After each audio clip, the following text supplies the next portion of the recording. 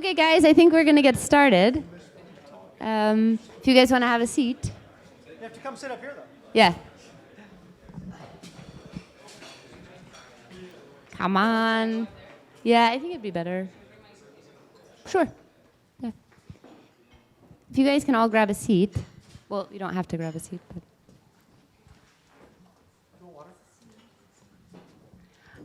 And I think Ryan, too. Okay, so basically, we want this to be as interactive as possible.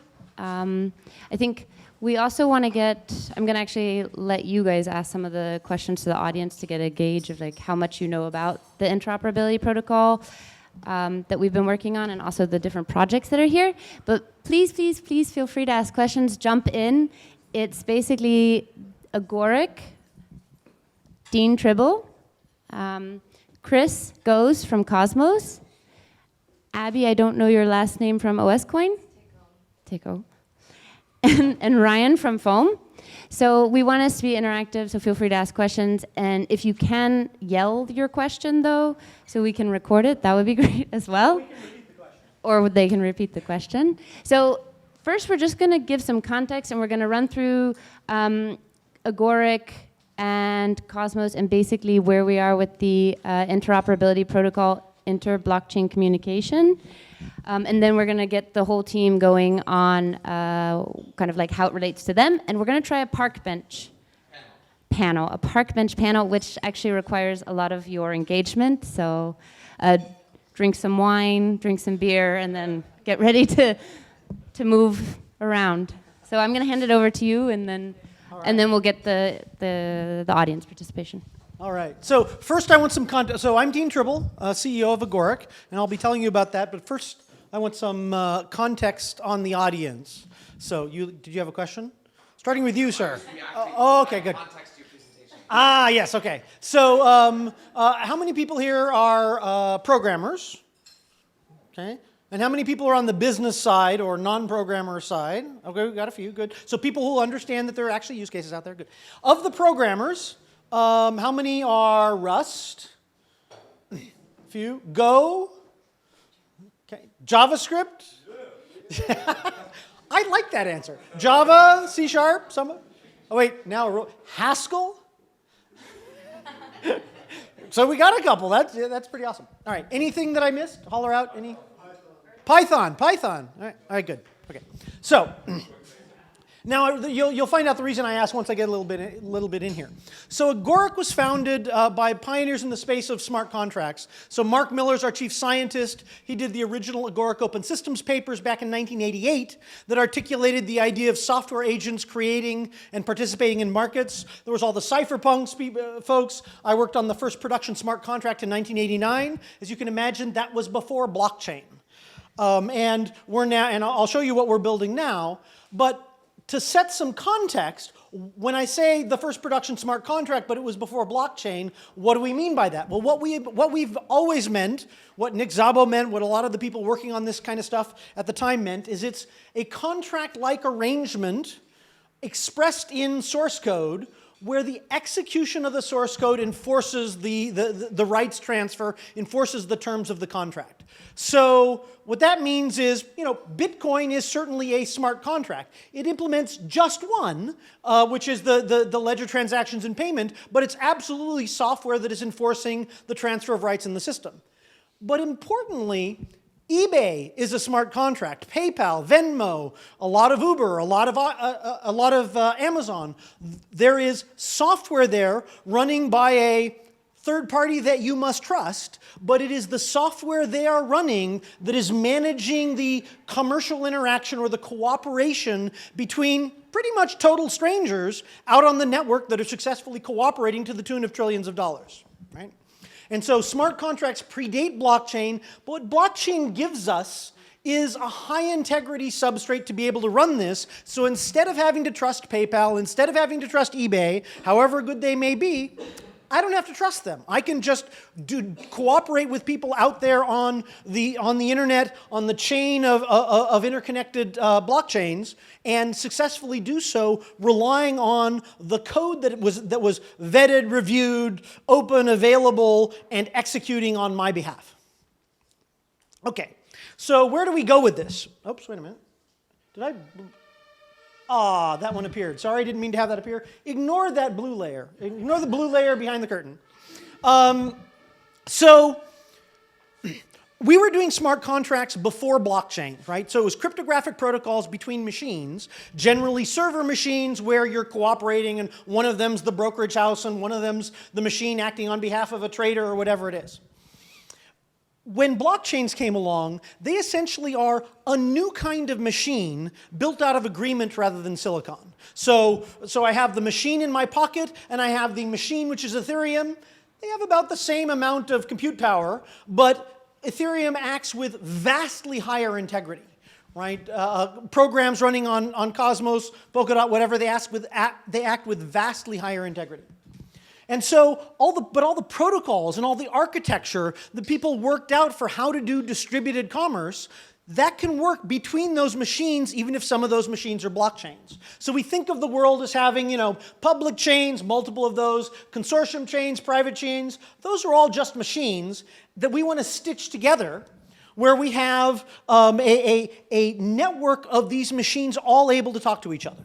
And so we have islands of simple sequential transactional programming in a sea of asynchronous concurrency, or asynchronous communication. And the way we build that, so the way Agoric is building our platform, and I'm describing our stack, but there's a lot of systems that must have the same kind of architecture, is the protocol between those machines is inter-blockchain communication protocol. So we in our prototype implementation that we've been working on for the last year and a half or so, we have our own proprietary protocol that we know does not have the performance or security properties that we require for production. IBC is embedding those requirements, is incorporating with those all the expertise in relay networks and all the kinds of things that Chris will go into more detail on. And that's right. And we then get to leverage that and we layer on top of that. You have to push the green button in order to heckle me. Yes. Yes, now I can heckle you. Feel free to heckle me as well. So then above that, we have the pretty blue layer that I just put in. Oh, man. So I hit a button that deleted the animation. It's OK. So above that, we have these islands of computation. We express those in a secure runtime for JavaScript. So our system, that's why I asked about the languages.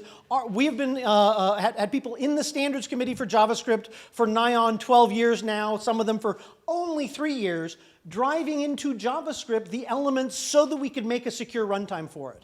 And there's an accident of history that people can ask about as to why it's actually easier to secure JavaScript than Java, C#, Python, many of these other languages that we've actually done the same work for, but JavaScript turns out to be nicely designed for it. But more importantly, JavaScript is known by upwards of 20 million programmers on the planet.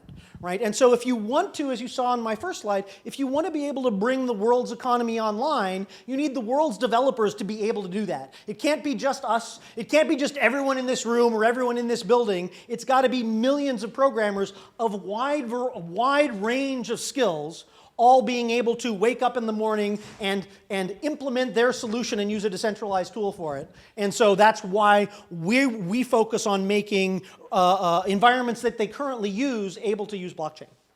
So what our infrastructure does is it allows us to have these islands of simple sequential JavaScript and then promises for objects on other system, so we can do simple asynchronous programming where from the point of view of a particular contract, it doesn't know whether the contract it's talking to is in another, what we call VAT on the same blockchain, or in a contract on another blockchain, on a private chain, on a solo VAT, in a server, what have you. The nice thing is the programming model is uniform, and you can even, eventually we'll be able to migrate contracts in current operation from one chain to another, or from one machine to another.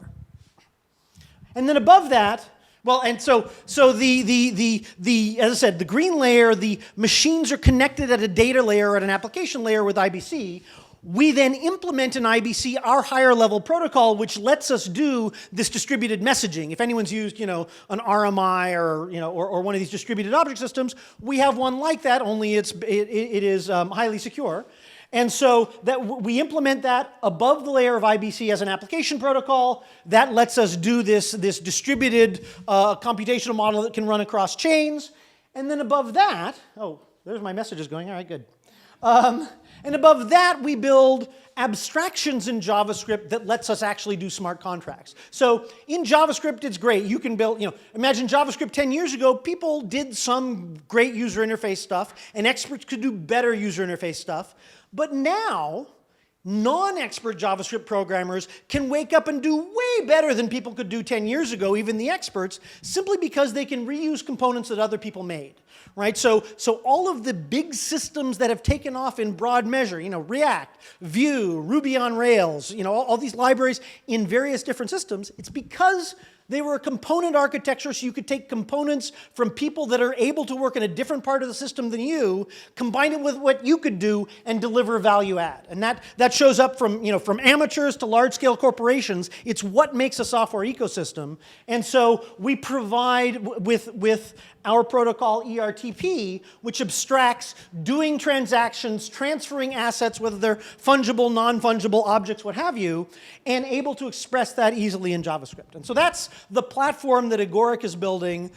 We are initially on, as you can imagine, this infrastructure is pretty platform agnostic. What we require out of a consensus layer for a chain is fast finality and an account model. When the market-leading fast finality is Tendermint, so we're built on Tendermint, we're built on Cosmos SDK to be able to leverage the modules they're building and conveniently to be able to leverage their IBC module as soon as possible before we re-implement it in JavaScript. And so our testnet is on Cosmos SDK and Tendermint. Our initial go-to-market and mainnet will be on that, but eventually we will spread across multiple other infrastructures and stitch them together into a single interconnected, computational runtime across multiple chains. I think that's my last slide. Rich contract ecosystem. Okay, good. So, thank you.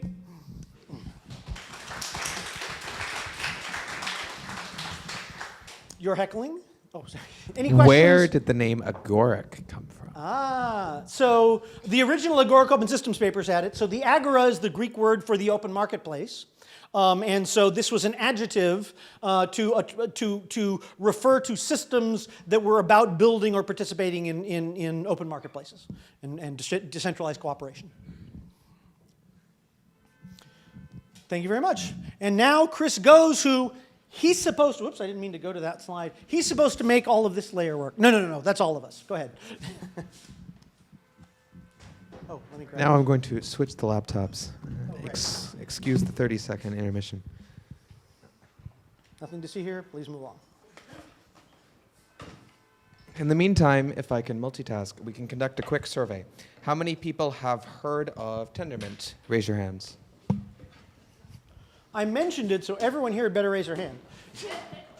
Have heard of it other than Dean's mention?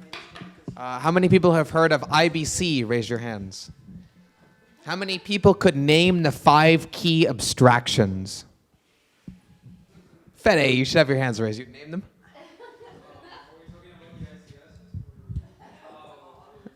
More or less. 5 key abstractions. That's June, Chris Goes, Zucky. Oh, no, that's different.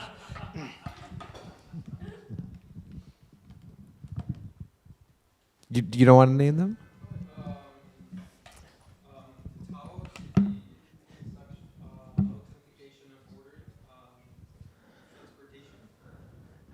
That actually wasn't what I meant, but it's a good answer. I'm pretty sure the list you're looking for is clients, connections, channels, ports, and packets.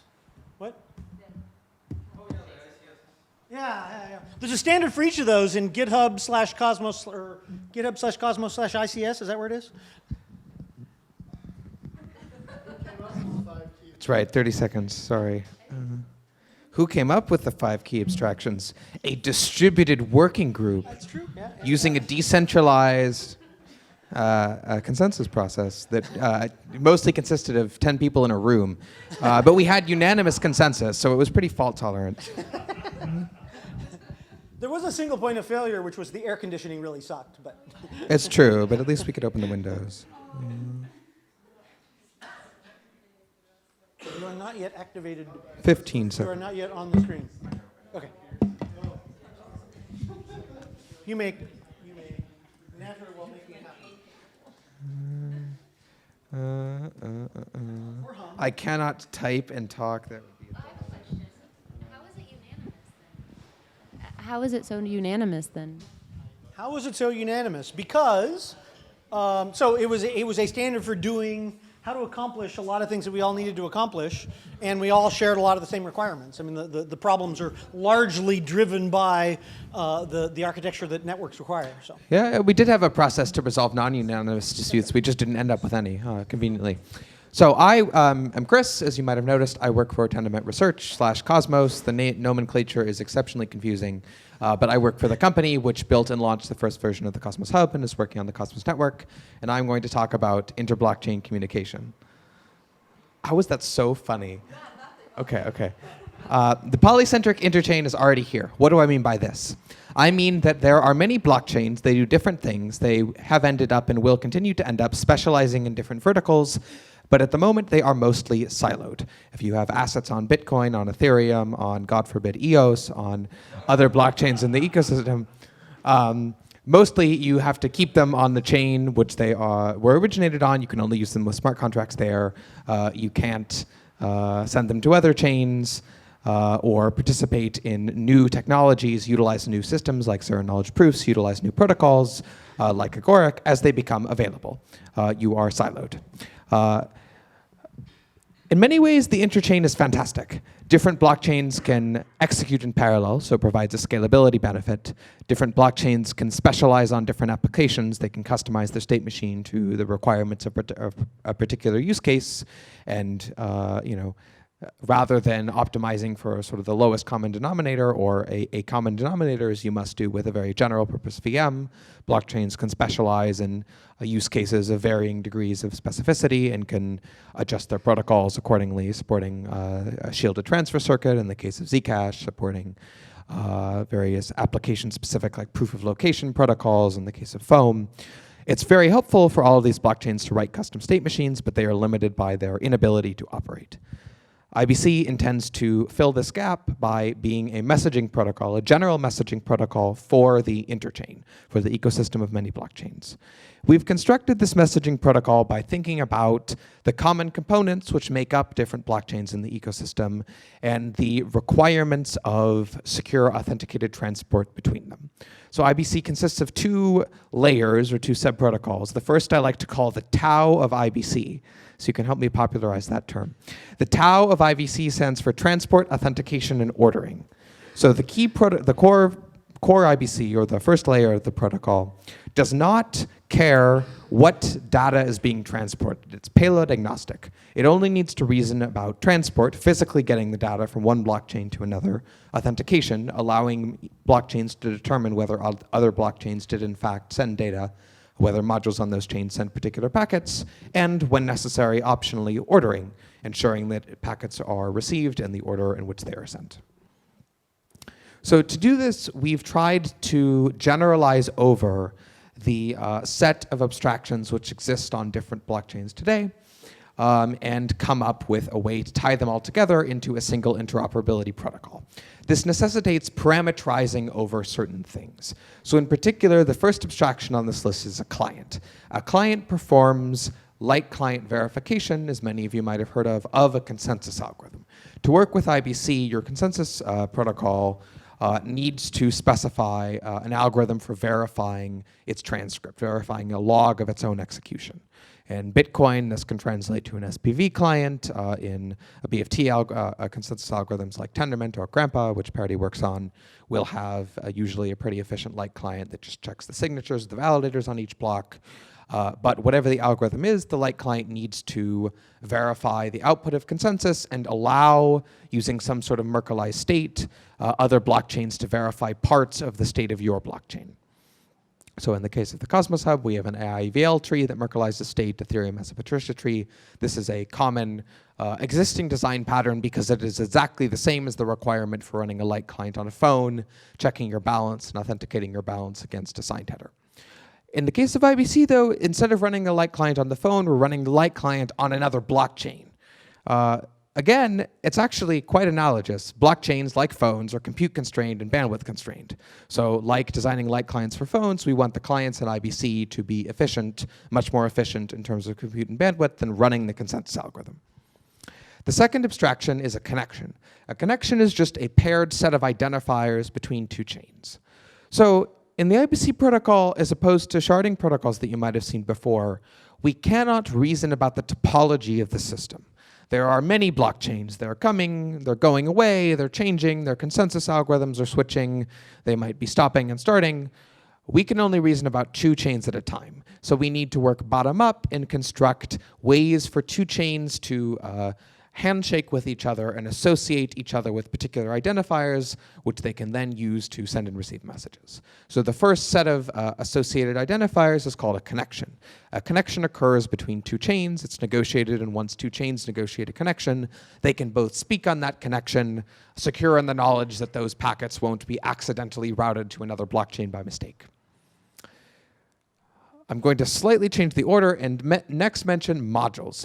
Modules are the general concept we have come up with to encapsulate over independent units of executing code on different chains. So in the case of Ethereum, there are smart contracts. In the case of the Cosmos SDK or Substrate, there are modules in the software development kit. In the case of Agoric, I guess they're also just contracts.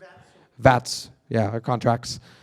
In the case of future systems, they might be some modules running in a framework or contracts running on a virtual machine. But these modules are independent executing units of code. We assume that they are, to some degree, mutually distrustworthy. They don't, just like on Ethereum, you don't trust other smart contracts. You have to guard how you interact with them, assuming that. We want to translate this to a system that works across chains so that you could trust, you could want your contract to interact with another contract. If your contract is Alice, call the other contract Bob on the same chain, and also a contract Charlie on a second chain. And IBC then introduces an abstraction called a channel to allow you to set up a data pipe to, even to Bob. You can use it with a loopback on the same chain, but interestingly to Charlie on a second chain, such that you can then send packets. Packets are arbitrary data payloads. So just like contract calls on Ethereum, except asynchronous, of course, since the consensus algorithm of the other chain is running on its own time. Packets are sent between modules over a channel. So once you establish a channel between Alice and Charlie will be able to send each other packets containing arbitrary data payloads. The transport, authentication, and ordering layer of IBC doesn't care what the data is. It can be anything you want. It's up to your module to construct it, to interpret it, and to assign to it semantics, say, of token transfer, of cross-chain contract calls, of electronic rights transfer, of proving a particular location, such that the modules involved understand it and process it appropriately. So to turn this all into an image of much magic. Can I ask the audience a question first? Absolutely. So how many people here have done software to open a TCP socket? Most people, or a web AJAX call. Right? Okay, how many people here have read the TCP spec? Oh my God. There are 4 people here who have read the TCP spec, which is an enormous number of people to have read the TCP spec. So this is at the level of the TCP spec. We want to understand it. The security reviewers dive deep into it. The implementers deeply understand it. But most programmers, you know what? It's all magic that just works. Right? So he's going to describe the magic. That's right. That's right. It's because I'm selling the spec. I wrote a lot of the spec, and selfishly, I want people to read it. And then they can find bugs in it, of which I'm sure there are some. But Dean's absolutely right. It will be under the hood, on top of the hood, over the hood.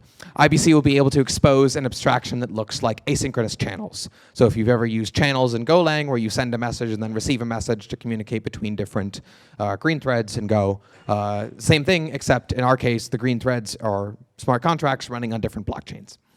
So how does it work under the hood?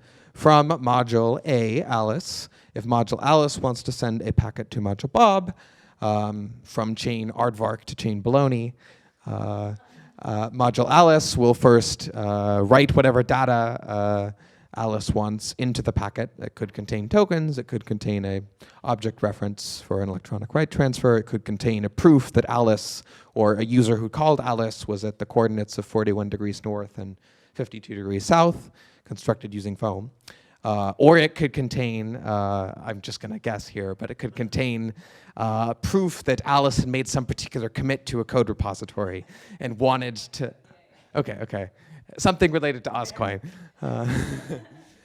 Could be sent then in an IBC packet, the IBC module. Number 2, the IBC module will inspect the packet, construct appropriate metadata to have it routed all the way to module Bob on chain baloney. The IBC module will then confirm it in the consensus of blockchain A relayer, which is an external process. Could be the user, it could be someone running a server who's watching both blockchains, doesn't matter, but someone who has the ability to access both peer-to-peer networks needs to detect that this packet has been sent, pick it up, send it in a transaction number 6 to blockchain baloney. The IBC module on blockchain baloney will then interpret that packet, figure out what the metadata means, and determine how to route it to module Bob. Then module Bob can unpack that packet. Of course, it was payload agnostic, so Alice understood how the proof of location was encoded, and Bob understands how to decode it, but numbers 2 through 8 don't care. They just treat it as an opaque data blob. Once it gets to module Bob unpacks the packet, says that, oh, in fact, Chris was at whatever the coordinates, 41 degrees north and 51 degrees south. He gets Pokemon Go catch something. Voila, that's IBC. If you understood this diagram, congratulations, you can go implement IBC now. So that work is pretty much done. What is not yet done, and what we hope will be standardized on by the blockchain ecosystem, are application layer packet semantics. These refer to the encoding of particular packets which carry particular data or tokens. They could be token transfer packets, they could be packets to facilitate control of accounts on one chain by an account on another chain. They could be like sharding, some sort of interchain code relocation where contracts themselves are serialized in some executable format or code format and transported in an IBC packet between chains. Maybe there's some auto balancing going on. But whatever these, here's some more example. Interchain oracles, token exchanges, interchain governance, interchain collateralization. All these kinds of examples, just like the ERC specifications for Ethereum call data encoding, we want to standardize in a ecosystem consensus standards document so that different people implementing different blockchains can send and receive packets that everyone understands. So if that sounds interesting to you, you can find the specification and the instructions for contributing, whether you want to provide feedback on the core protocol, use it for your blockchain, propose the addition of a new light client algorithm, or contribute a application layer packet spec, or say that an application layer packet spec should be written and make an issue complaining about it. All of those things are welcome, and you can find more instructions here. Yes, there is also a Zoom call bi-weekly on Thursdays at 17 CEST, which anyone is welcome to join. Let me know if you want to be invited, and I think it's on a public calendar. Questions? The question was, how does it differ from the Interledger protocol? The Interledger protocol is a protocol specifically designed for transmitting fungible assets that can be broken down into very small units of value and transported in those units of value, like those little bits, I think cents, one at a time, so you can do streaming payments. For that use case, ILP is great. IBC isn't really trying to compete with it, they're complementary.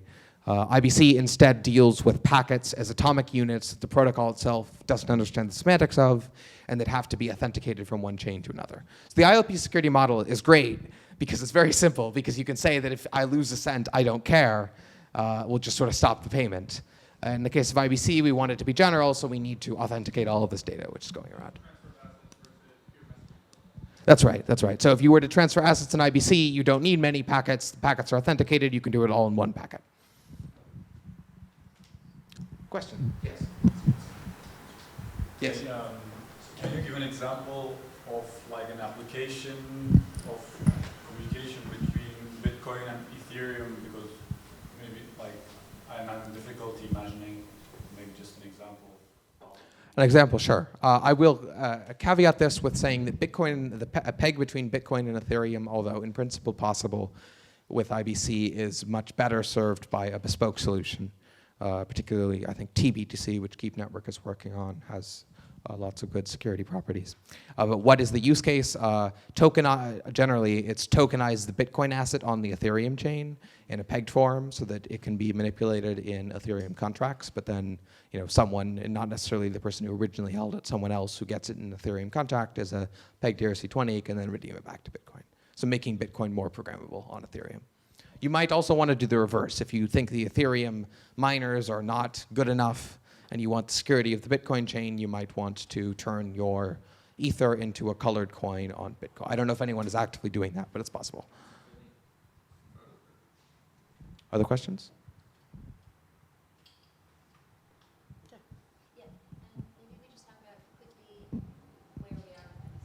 Where we are with IBC. We have mostly finished, I think it's in release candidate 5, the specification for the first version, of the Tao of IBC, the application layer packet specs can happen Which he would separately. like you all to read. Which I would like you all to read. It's quite nice. It's really good. It's all spell checked. There are no typos. Or if there are typos, you can go file like a report on new a spell. Anyways. And we are working on an implementation in Go in the Cosmos SDK of the IBC protocol. We also expect implementations in JavaScript, Rust, and Haskell. And if you prefer a language which is not on that list and you are interested in implementing IBC, get in touch. Yes? Can you talk a little bit about the role of relayers? Do you think this will be, will there be kind of like business models around it, or is there like incentive schemes needed? My current answer is I don't really know, and this is why we've avoided specifying too many details of it, because it's orthogonal to the security model of the protocol. But one thing I would expect is that it's pretty application dependent. For token transfers, which are being handled by a wallet, it's like super easy for the wallet to just do it. For very complex, like asynchronous cross-chain interactions, you definitely need a separate process. They could have fee payments managed automatically. There could be like a specific module on a blockchain or even a whole blockchain to coordinate relayers and like have them stake and assign slots. I say it's worth noting that one of the key elements of the architecture is the relayers don't have to be trusted. If they misbehave, the only thing that can happen is that particular relayer doesn't shuttle a packet from one chain to another, but another relayer could. All of the verification is the chain A verifies chain B's consensus. Yeah. How well will IBC play with what you might call traditional DLT, particularly the big kind of embedded like R3 Order or Sony or those kind of Generally, exceptionally well. Sorry, the question was how well will IBC play with traditional DLT, by which I presume you mean like permissioned chains. Exactly. Which are prevalent in financial services. The answer is very well. IBC can function between public and private blockchains with different like data availability assumptions. In that case, you probably have special relayers, and it will do just fine with any sort of easily verifiable consensus. Fixed signer sets or permission signer sets are easily verifiable. So no great kind of customization work. It should be quite easy. I'd like to add that that's actually, that's a great question. It's hugely important, I think, that it does that. Because, right now, private chains, consortium chains, they're islands. They're off on the edge. And one of the hard decisions those people have to, businesses have private state. They simply can't be on a public chain that doesn't have zero knowledge magic in depth that's beyond what we can currently do. And so they have to run a separate network. And even if even though I believe they should upgrade to the level of consensus you get from Tendermint or others, being able to have a hyperledger or an R3 connect to, from one private chain to another, from one consortium to another, or from a consortium to a public chain is just a big, big step forward, and I hope to see new classes of applications enabled because of that. Yes? Specifically around the relays, I know you said you didn't want to get too into it, but how is it going to handle the separate transaction fees that occur between getting one packet that's supposed to be written to another chain and then actually writing it? Right. The question was how are the relayers going to handle separate transaction fees required for packets on different chains? Yeah. The answer is, again, it varies. Users who have accounts on all of the chains can do it themselves. Relayers who are operating dedicated services and maybe like charging users to relay their packets for them can basically cover the exchange rate, and the relayers themselves will have accounts on each chain that they're relaying for, and the user will pay them just one token, and then the relayer will charge some appropriate fee to the user, according to what the underlying fees they're paying are. It's implementation specific on the relayers and on the application. So- You can build payment for relayers into your application. It can occur above like the core protocol layer. So you can say, when I get this packet, pay the relayer, and that some applications may do that and others may not. I'd like to defer other questions on IBC here to let the other speakers talk, because they've got particular chain examples that might connect through this, and then we'll have plenty of discussion about IBC and in the context of these other chains and so forth. I think that, but it'll be useful to have more examples here.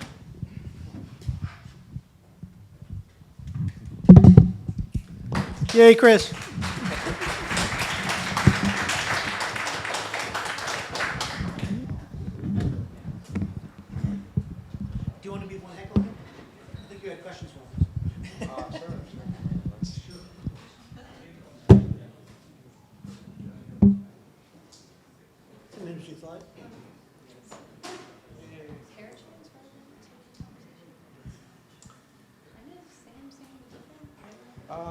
They're similar. I mean,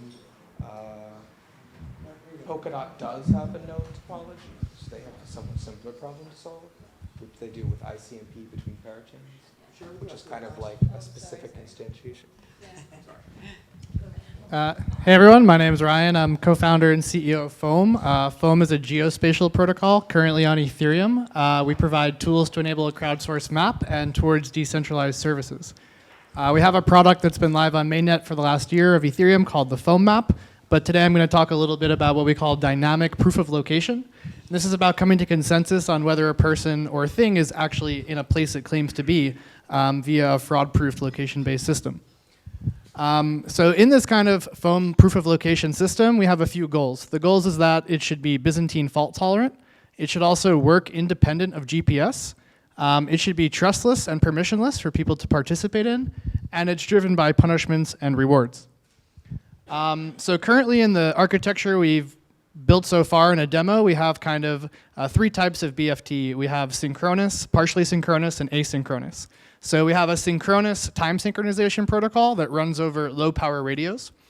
We've currently then been using Tendermint consensus. So we have basically local blockchains of linked radios that maintain a quorum over time and space in a certain area. And with that, then they're logging this synchronous time sync protocol over radio using Tendermint, which is a partially synchronous consensus algorithm. And then these kind of local zones are anchored to some sort of root chain, which is powered by asynchronous consensus. And so with that, we've been powering this kind of protocol with Tendermint consensus, as I said. So Tendermint is providing local consensus in this zone of coverage of radios, and that's allowing this kind of global system to proliferate. So most people know about location services through GPS. GPS works really great to figure out where you are, but you don't actually talk back to the GPS system. So it's extremely easy to what is called spoof your location. You can easily just on your phone download an app, say that you're in China, and then I text Chris, hey, here's my location. Sorry, I can't make the meetup tonight. And you're just like, well, there's nowhere for me to check if that's a real GPS message or not, so I just have to believe that. So the difference in the Foam system is we're going to have this terrestrial-based system of low-power radios, and you need at least 4. We call them zone anchors, and 4 of them then cover what we call a zone of coverage. And so the difference compared to GPS is it works the same that through time synchronization, you can triangulate a location. But the difference would be that a customer, we call them, would actually be able to speak back to the system. So you don't currently talk back to GPS. So here a user can do this kind of cryptographic handshake with those radios and say, hey, can you include my location proof in your log? And then they have something that we call a presence claim. And that's something that doesn't exist at all today in any really shape or form. So this is kind of a primitive architecture that we've developed. And what our first demo was based off of, where you have this kind of parent or root chain where people stake onto it to kind of be able to run nodes. And that allows them to then run what we call a zone or a child chain. And so a zone is made up of at least of these 4 radio nodes, and that's using Tendermint consensus to log all these timestamps. Out of time data, you can basically generate location proofs or location information. And we have this idea of then a verifier can basically read the logs off of that Tendermint blockchain and kind of check for violations in the laws of physics. Are you breaking the speed of light, or suddenly is that data incorrect? So we did our first demo during ETH New York in May, and that was using these kind of off-the-shelf radios. We use a radio called LoRa, which stands for long range, and this is a very prototype zone anchor, we call it. And so we had 4 of these in our offices, synchronizing over radio, running this BFT time sync algorithm. And then it was logging these timestamps and coming to consensus between those 4 radios with Tendermint. And then we used basically a plasma Tendermint construction to be able to connect that back to the root chain. And once those proofs went back to the root chain, payments were distributed to different actors, and the computer we had that talked to the radios had what was called a presence claim. And a presence claim is a first-class object on the blockchain that user then has. It's a fraud-proof, basically, receipt of where they've been. And then they can choose how they would want to reveal or share. Yeah. If I want to fake my location, who do I have to bribe in this protocol? What do they have to do, and is it expensive? I would say that the number one and only real way to do it is to share your private key with somebody else. Because the only way that a presence claim could get into the log of these zones and end up in the Tendermint blockchain is if an actual message was signed. So then if you shared your key with me and I go back to New York, I'm pretending to be you, you then bought a presence claim here in Berlin in a short period of time, and then we try to reveal that to an application. We're using IBC to send it to an app on a different zone. They can set up their own logics to say, hey, Chris got a presence claim in New York and Berlin within 8 hours of each other, so we're not going to accept it. So that's probably like the main attack vector of sharing your actual private key. I see, but for cases when the light speed or speed of jet planes would not provide some sort of obvious rejection, like what if I just want to lie about being in one building or another building in Brooklyn? The only way you could get your message into the log is being within physical proximity of it and signing the message with your private key. So you can't really say, hey, can you guys just pretend I was there without revealing your private key to them. Okay. So then it becomes kind of very application specific of the kind of security and threat models or looking at your whole history before they would accept it. So unlocking a Pokemon maybe has a low security threshold, but voting within a geofenced area or some sort of tax aspect, they would say, hey, reveal to us all your presence claims or something. Yeah. I'm a radio nerd. Yeah, cool. I'm curious what frequency are you operating on? What frequency does it operate on? So we're using a radio called LoRa, which is like a low power wide area network. It operates on a number of different frequencies, including 900 megahertz, depending on different regions. In this demo, the LoRa board was LoRa SX1276. That's basically just a transceiver, not a gateway. We're currently programming on an FPGA.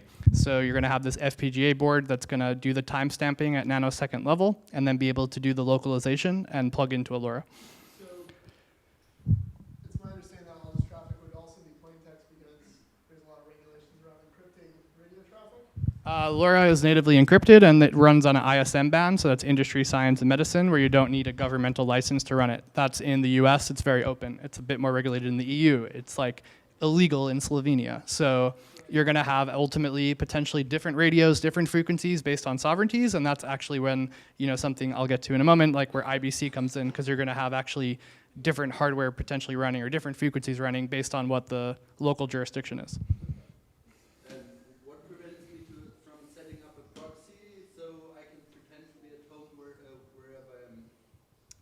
So you can, what prevents him from leaving his phone at his office and going home and having his phone just sending out? Again, nothing. The protocol essentially serves one single purpose. Offers a BFT time sync service that allows users to interact with and generate this proof. Then it's really the context. Who are you going to show that to? You're trying to show it to your boss, so your boss is going to say, well, for you to get paid, show me 8 presence claims of your route between the office and home. And you won't be able to do that because you only are producing ones from one location.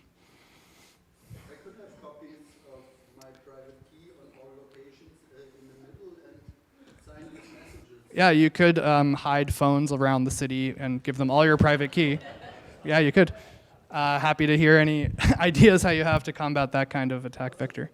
Okay, well, let's talk after. So this is just a screenshot. We did this demo that was one of the first actual front-end Plasma-based applications. That was a Plasma construction using Tendermint consensus. We had a full front-end and demo. Can go into showing you more at a different time.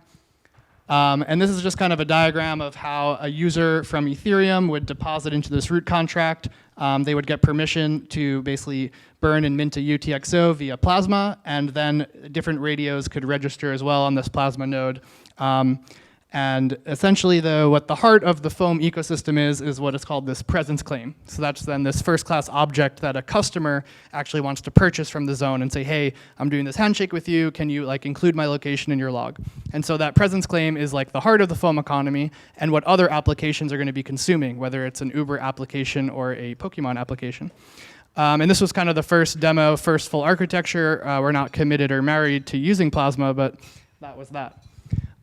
Just taking a step back to give more context about Foam, we're a fully functional programming team, so we're the largest contributors to Haskell Web 3, and we've invented PureScript Web 3, and we have a tool called Chantrell, which is an alternative to Truffle written in PureScript.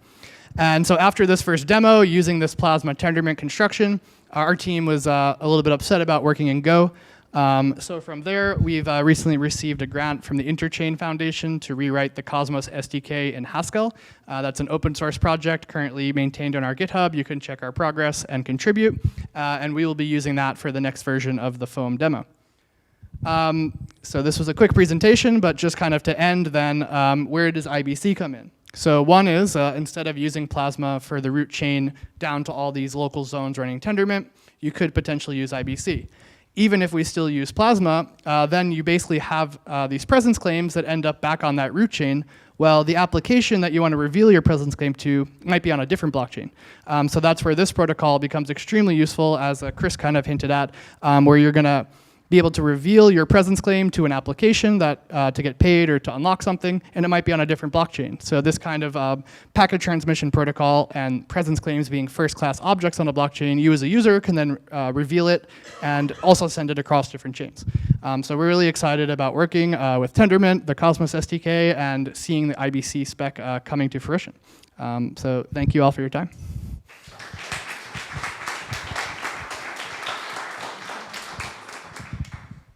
Happy to answer any questions or send it off to Abby. Sure?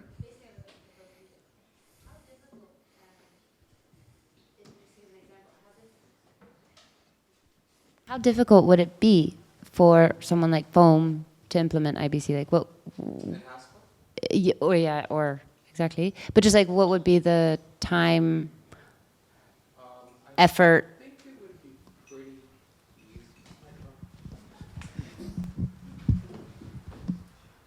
I think it would be pretty easy to implement in Haskell. The main thing you would need to do is a Tendermint-like client, but it's not that hard. Hard part is the algorithm, and we have a spec for that. So we have a spec now, which is better than the last spec was. Bisection is still complicated. This is going to be a very technically in-depth answer. Chris's dirty secret is, of course, he's actually a Haskell programmer. So what he has done is the spec is probably easier to implement in Haskell than any other language, in spite of my inability to see that. All right, I'm going to hand it off to Abby. Thanks, everyone.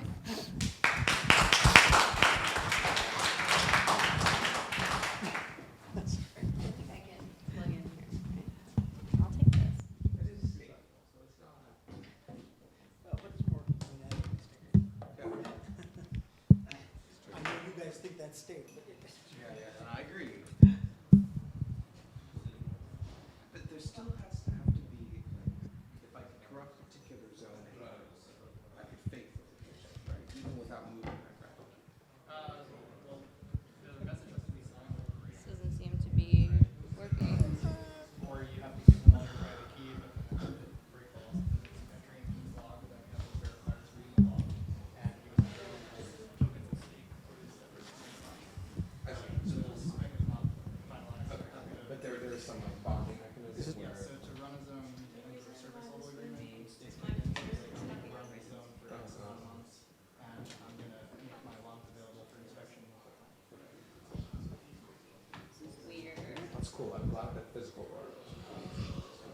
want to sleep and wake up again? So while we're waiting, I have a question. While we're waiting, I have a foam question. So I'm very excited. One of the things I'm excited about for IBC is I really would like proof of location in Agoric smart contracts, of course, and I'm sure not going to implement it. It's really cool stuff. I'm really looking forward to that. Do you have anything you can say or any thoughts, even if they're preliminary, about integrating foam with Cosmos, integrating foam with over IBC with other chains? So right now, not only are we radio agnostic, but we're also technically blockchain agnostic. We just have these kind of security properties that we need. So the root chain needs to have this like asynchronous security. That root chain could be ETH1, ETH2, a Cosmos zone, substrate, etc. And even kind of more broadly, if radios are running in different sovereignties with different restrictions, maybe different zones are actually attached to different root chains. So that's where IBC really makes a lot of sense if you're going to want to be sharing then the data or the presence claims across chains. So for us, by the time we're going live, we'll make an assessment of which root chain is going to make sense. What's your time for going live? What's your projected? So we did that first demo in May. We've been then building custom FPGA radios. And we're starting testing this week outside at our offices in the Brooklyn Navy Yard. So hopefully in the first half of next year, we can make developer kits available for people to run their own zones in different regions. Sweet.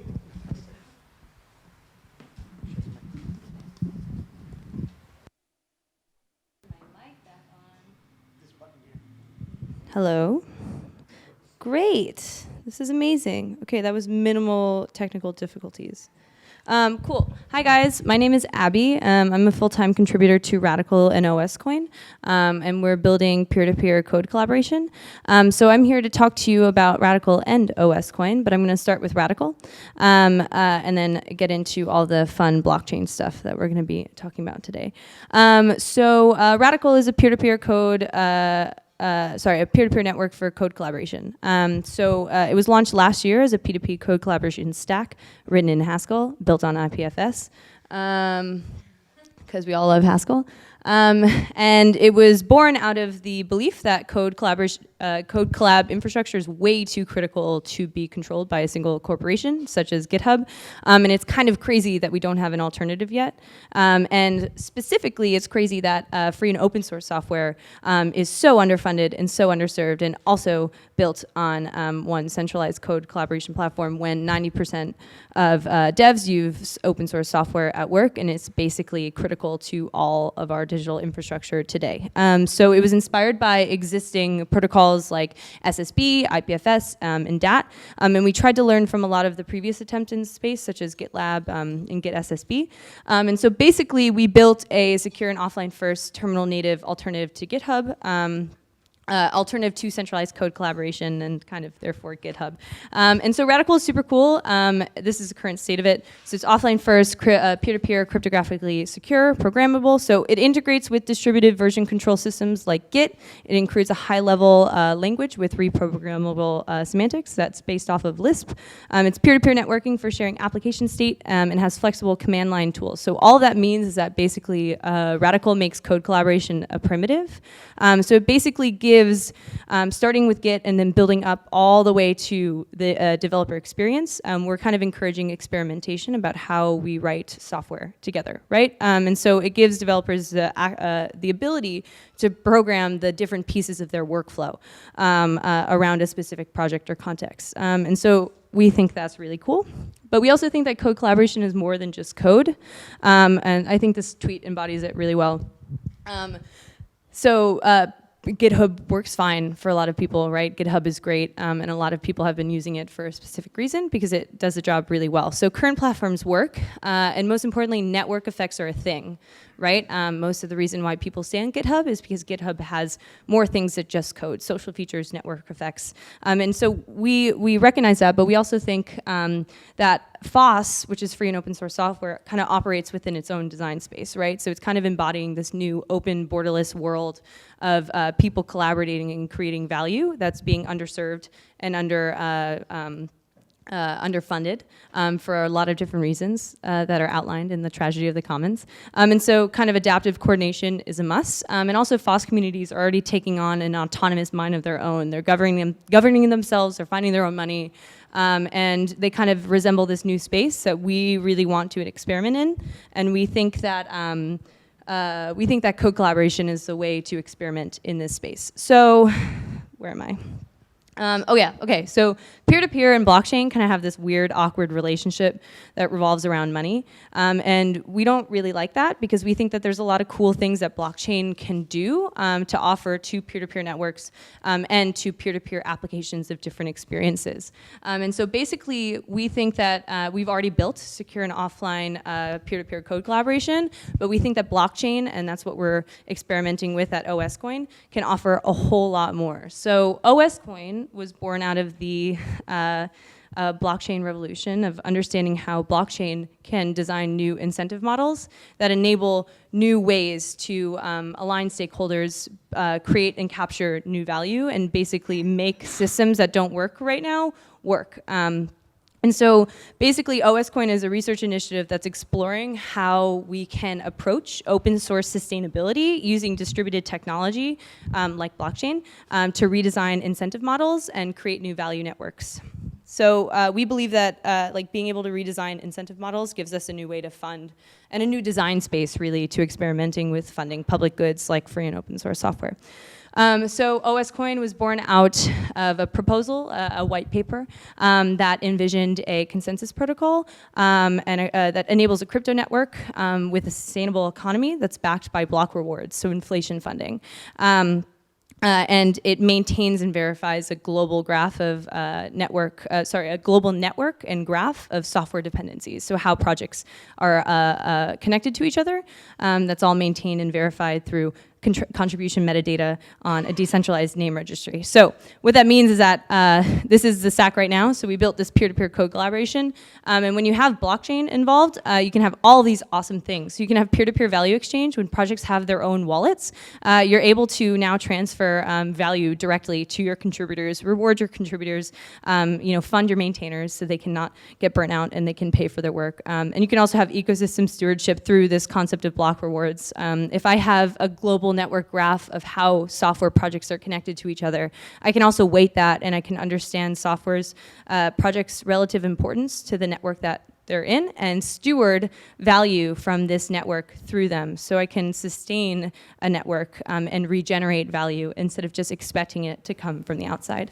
And then we also have really cool reputation mechanisms. As I said, if you have a network graph that's maintained and verified by a consensus protocol of how projects are dependent on one another, you can also weight that network graph and understand the importance of these projects to each other and craft really awesome value distribution schemes where I'm able to reward contributors based off of their work, reward other projects that I'm dependent on.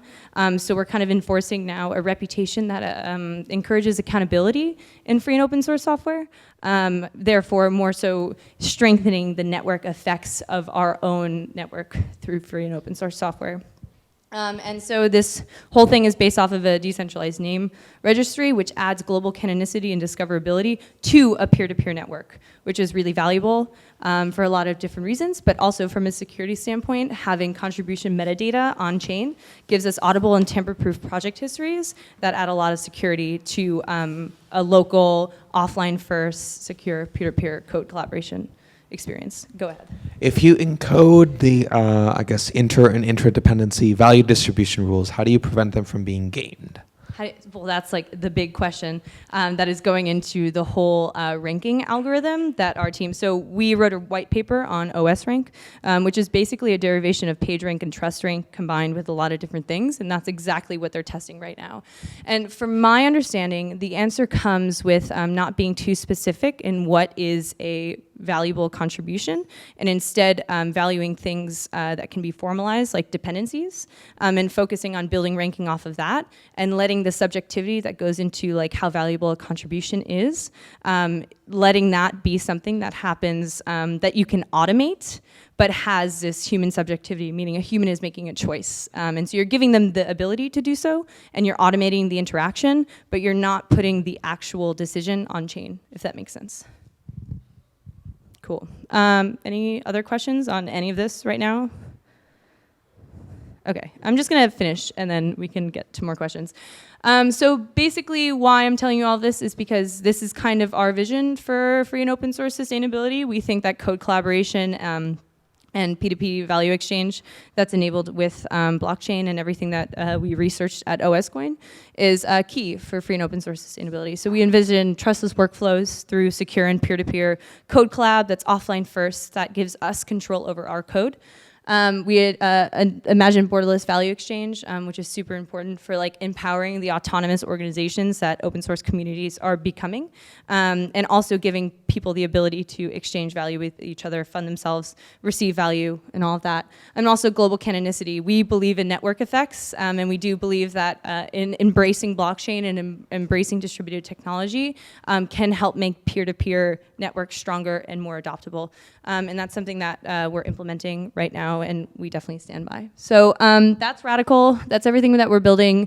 That's my Twitter. Feel free to reach out. It's also abbi@monadic.xyz. Yeah, cool.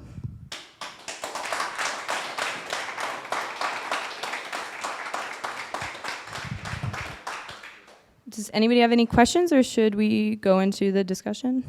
Yeah. I don't know if I just missed it, but is there a tool or something like you have a quality code, you have a code and it has a quality, and do other people look at it and say it's okay, or it works or it works not? Do you mean, the question was asking about how do we measure quality of code? Do you mean in terms of how we're ranking project importance, or do you mean how we're verifying code on chain?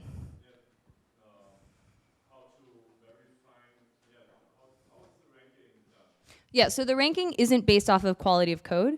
The ranking is based off of a project's relative importance, like relative in the actual term, right? So it's based off of how my project is dependent off of other projects, right? And so those dependencies are verified through maintainer checkpointing. So checkpointing is an actual process where a maintainer is pushing and updating basically their contribution metadata on chain. So every project has an auditable and again tamper-proof project history because I'm checkpointing my contribution metadata, not the actual code. So I'm not ranking the quality of the code, I'm ranking the relation, the software artifact that is the dependency between the projects. And so importance is based off of how dependent other projects are on my project, and therefore how dependent I am on other projects. So it's a relative importance instead of like an actual like quality importance, if that makes sense. Cool, thanks. Anybody else?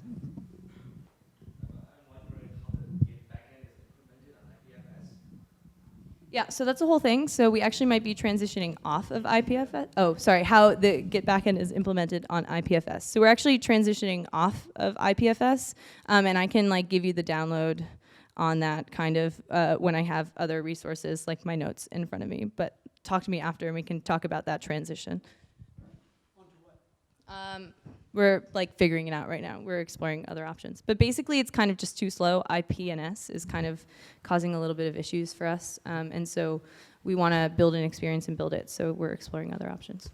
And then the other, so, and then what role does or can IBC play in what you're building here? Or is it connected at all? Yeah, absolutely. I mean, so we are building our own consensus protocol because we believe that we need our own incentive network because we're proposing this concept of using inflation funding as a sustainable economy to back this network. So having your own protocol that has its own semantics and creating its own value network, it's really important for adoption to be able to interoperate, right, and connect with other value networks, right? And so we see a network like Radical being empowered and enriched by being able to connect to other Web3 value networks. And if we're just closed off in our little hole with our own type of value exchange, then how are we actually being able to empower, you know, the Web3 ecosystem and open source software? I think interoperability is a must, right? And so what you were talking about, the contribution metadata and being able to exchange those, is how you introduce interoperability. If I'm able to understand how if I'm able to automate my value exchange and like where my block rewards are flowing, for example, and base that and have that exchange turn it directly into DAI or something, right? Like I am able to talk to other contracts and talk to other blockchains to enable my developer experience to be better. So, cool. Yeah. So you just mentioned consensus protocol. I know in the past there was an idea at one point to build a proof of work. Mm-hmm. Is that still a plan, or when you say your own consensus, is that the state? Well, so it's basically saying that, so the plan was always to build on proof of work, and so right now we're actually exploring building on Substrate. But I think that when I say our own consensus protocol, it's basically like not on Ethereum, because usually I'm pitching to an Ethereum crowd. And so we're exploring building with Substrate and building with Parity right now this time. They would be using the grandpa thing. Yeah.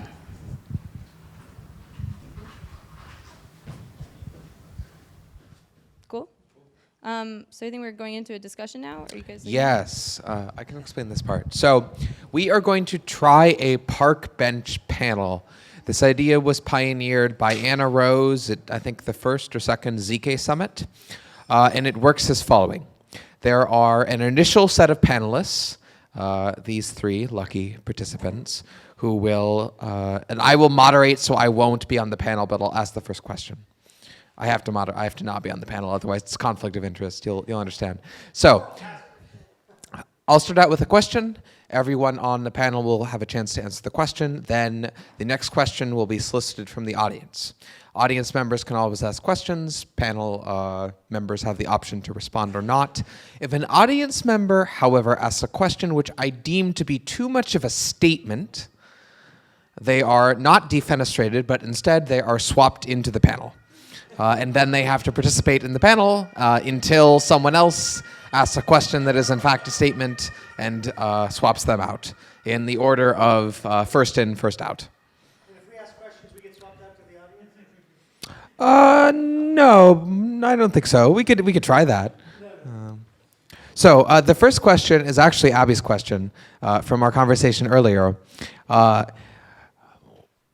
I've spent some time, and we can all spend some time designing protocols to help blockchains technically interoperate. But how can we help blockchain communities interoperate? Often at the moment they are exclusionary or maximalist or seem to believe that their interests are at odds with one another. Is that true? And if it's not true, what can we do to facilitate more community interoperation? The origination of this question, I mean, the inspiration for this question came from being at DevCon and seeing a lot of people shitting on the main stage, having Ethereum competitors or having Ethereum, non-Ethereum people, and I thought that was really silly if we're all building towards the same future. And so we were talking about what is important for interoperability, and being a community person, I think that, and studying open source communities, I mean, community is where it's at, right? And so I think that the way to build community operability is to build cross-community experiences. And I'm just like a big believer in building experiences that get people using, get people building on, right? Platforms that you can build on and build more experiences. So you can start putting things in front of people, and when they want to use that, they realize that they have to interoperate, if that makes sense. So one of the tenets of diplomacy is you just have to have open communication lines, and then things can happen, right? And then the situation can improve. And one of the things that interop gives us, right, is if two chains are actually able to interoperate, those communities talk.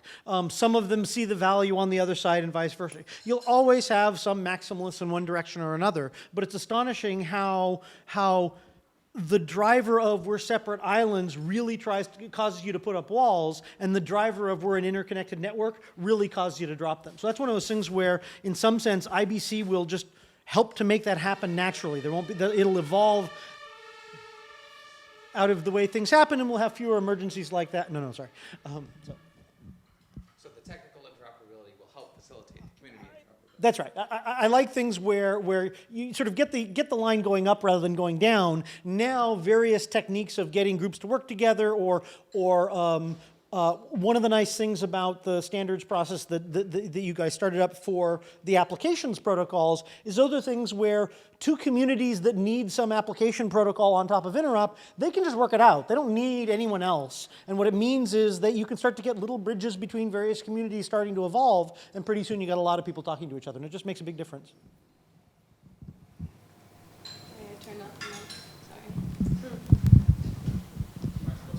You can. Only one. You don't have to. Right. So IBC was obviously developed by Cosmos, right? And then one of the premises, right, of the Cosmos white paper, the Cosmos vision, was this idea that you would have this hub, and you could use that to route IBC packets through. So obviously both is possible, right? You can have like two chains directly interconnect, and you could have chains route packets through a hub. So I'd be curious if people have thoughts on when which makes more sense and how this is going to play out in the next years. I think that's a question. Yeah. It's one I can answer, but it was right on the edge. It was on the edge. So Cosmos, Cosmos and ICF, they have a couple of important interests in the hub. One is it is part of their monetization story, it's part of the value prop for the Cosmos hub existing, is the fact that messages get routed through it. But the big value that it provides, the big reason why it's useful is it can talk the consensus protocol with network A and talk the consensus protocol with network B, and A and B don't have to understand each other. They don't have to have learned about each other's Merkle structure. Only the hub needs to be able to talk locally to either of those. And I, as a network C over here that would like to be able to use, proof of identity from a naming hub here and proof of location from a location zone there and so forth, that's useful to me that they're providing essentially interop of trust, interop of validation. For ones where my chain does enough work with that other chain, it might be worth my deploying a direct connection or talking to another hub that does a better, faster, stronger job. So the nice thing is it's not stuck there. It has to earn its place, and it's not a single point of failure because you can have multiple ways and you can route around it just like the internet routes around censorship. And so there's a value prop for it. There's a value to all of us in having it there, but it's not a lock-in by any stretch of the imagination. Yes. This is going to be more towards, you hinted at it at the beginning of the first question, but do you believe that every chain being able to speak a specific language has a specification, or let's say, why do you believe that that will overcome the tribalism that exists within individual protocols, specifically around developers? Generally, they go to a chain for a specific set of features, and that's why they stay there, to kind of segregate it. So I'm kind of curious on what the true, if everybody speaks the same language, why do you believe that that will have these tribes come together? Do you want me to repeat the question? Or do you want me to Developers go to change specific features. That's the thing. Come on up, it's fine. Shall I answer the question now? Yes. Okay. So I think the question was. Someone we didn't really have FIFO because no one was. Yeah. How do you know who has to go? I figured he has got a fourth seat. I'll repeat the question. Actually, now up here, you could repeat the question. I think what you said, though, is how do you know that the technical interop between protocols will reduce the tribalism? Is that a quick summary? So one of the ways we know that is right now there's a lot of side functional things, like these guys with proof of location, where they're currently a side on Ethereum. At the point where you get real interconnectivity, suddenly they're a first-class thing that just their initial connection happens to be to Ethereum, but they could perfectly well connect to my network.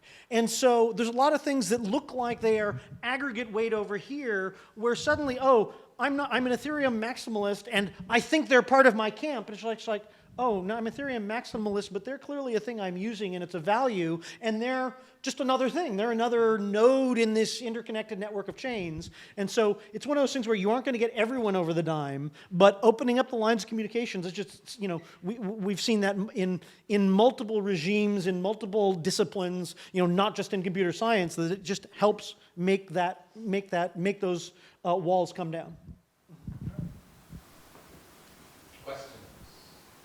I think that's a solid answer. It seems to me that like a lot of inter-blockchain protocols and things are focusing more on the communication between different blockchains. And it seems like it. Jesus, this is amazing.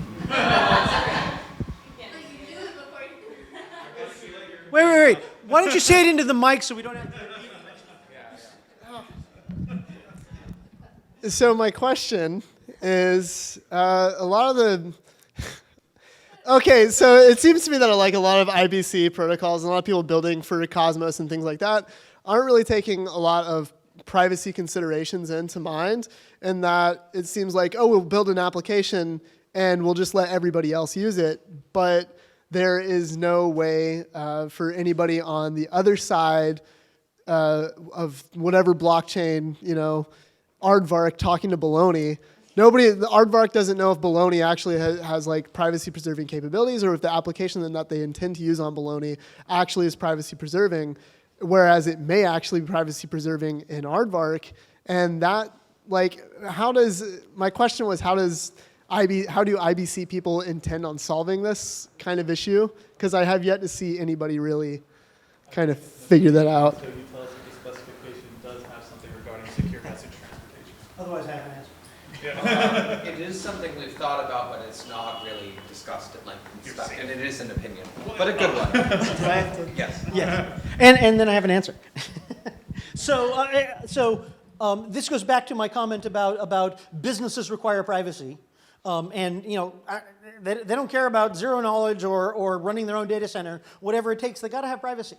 And so one of the biggest values I think that we'll see is that being able to go ahead and have a private enterprise chain or a private consortium chain, but now I can connect it to the internet or connect it to other chains is huge value. It means that businesses or groups of individuals, co-ops, cultures, whatever, can run their own thing that maintains their own behavior and not give away their secrets to the world. With respect to the Aardvark not knowing whether Baloney is going to keep it private, I mean, why don't they? Constructing those connections is a deliberate act, and it's the same way where why don't you know a particular smart contract keep stuff private? The answer is reputation or inspecting the code or understanding how it works. But the problem with that, the problem with that is that, one, it's not just businesses that require privacy. Individuals also require privacy as well. Second of all, if we're communicating across an application, whether or not it's privacy preserving at all, the problem is that people are building these applications without the idea of privacy in mind in the first place, and then they will never get to that point where privacy is actually achieved. So my concern is that a bunch of users use all these applications and sure, they may not care about privacy today or even tomorrow, but the point is that somebody is going to care, and that's going to bite us in the ass in the long term. I think I share his concern here. I mean, within the normal space of non-blockchain applications, it's not just the validation that a message came from the right location, it's also the secure transportation of the message, hence I believe the question he presented. There is a start of chains that are coming on that have private smart contracts that are supposed to be private. They're not going to be generally public. So in order for IPC, hopefully I said the right acronym here, there's so many, that in order for them to want to utilize this central specification for message transportation, it has to be able to facilitate a secure message being sent over the wire. Okay. So let's separate that concern. So that came up in the specification review process. There were some changes made to accommodate it. Until that actually goes through security review and someone implements that, it's hard to tell that it succeeded, but it's not architecturally infeasible. It's architecturally straightforward to do. It's just something that you really have to make sure goes all the way through to the end. So within the specification that that was going through review, maybe it's not in this current revision, but one that hopefully is in the future. There's an exact way on how messages are to be secured through the protocol for transportation. So that they are at least as secure as the relay network and the chains that they're participating in. Having a private chain that then broadcasts everything in the public to the other private chains is not very useful. You can raise your hands anytime. I wasn't going to say.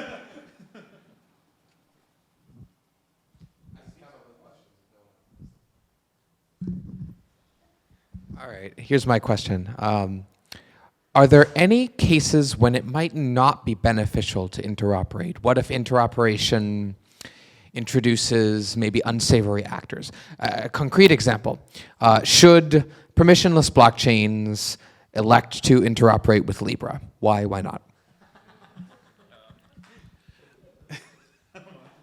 Extremely opinionated response. So I actually don't have a very opinionated response to that, I think. It's something that we need to consider. I expect there will be folks that will not want to connect to certain chains. I expect there will be certain chains that a lot of us will not want to connect to.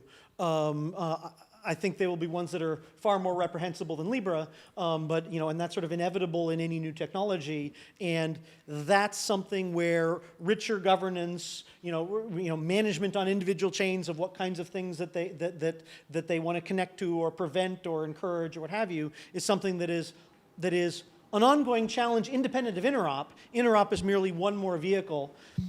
Back to the private thing, one of the nice things about interop is you can have some things where, that goes on a different chain, and you can play there if that's, if you're part of that group, but otherwise I'd like to keep it off my lawn.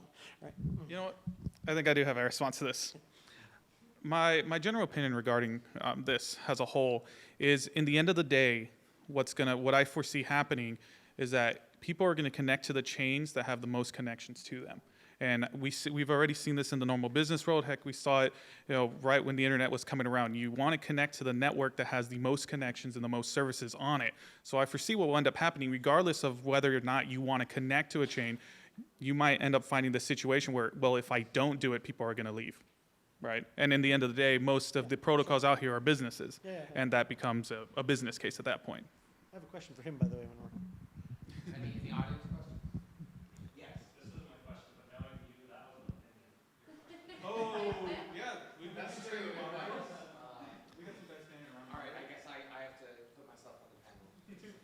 Well, in that case, my next thing is a question. I'll sit down. My opinion on Libra is that I don't communicate with fascism, period.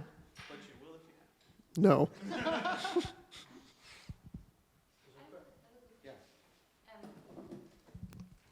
But even if you might want to interoperate with one blockchain, and you may not want to interoperate with another blockchain, but the blockchain you want to interoperate with interoperates with the one you don't want. How is the standard protecting against that? So that you can interoperate, and even if you interoperate with your chosen chain, but they're interoperating with maybe a malicious or unfavorable one, how are you protecting against that? That's not an opinion. The answer is that the IBC protocol does not prescribe any sort of whitelist or blacklist or permission control. It's up to the blockchains. As to whether you would want to have some sort of transitive blacklist where if someone else connects to Libra, you don't want to connect to them, I don't know the answer to that question. I think there are a lot of very complex real-world network dynamics at play, and really we kind of have to wait and see what happens. I would say, though, that I think there is reason to want coordination mechanisms to, in some cases, to determine whether or not connections are made, as opposed to making it at the level of the individual user. Because the question of whether to use Facebook is always made at the level of the individual user at the moment, even if the majority of people would like to use a different platform if one existed, it's very hard for them to coordinate. I think building mechanisms, consumer unions, if you will, where the consumers have accounts on blockchains, to facilitate easier coordinated switches is something we should think about. I guess this is more a question for you as well, but isn't that connection managed and maintained by the relay and who it's connected to in itself, right? In order for messages to actually go from one chain to a less favorable chain. So in essence, if I'm running my own relay, I can technically control that. No. Okay. Good question. The answer is no. The answer is that blockchains themselves, the state machine of a blockchain, which could be, have some governance mechanism specific to that blockchain, controls what kinds of IBC connections can be made. The relay network is only responsible for physically transporting the data. It does not perform authentication. It does not perform. It has no influence over what connections are made or not made, and it is not in any sense trusted. If there's one process in the world which will do the relay, that's enough. It just needs to exist.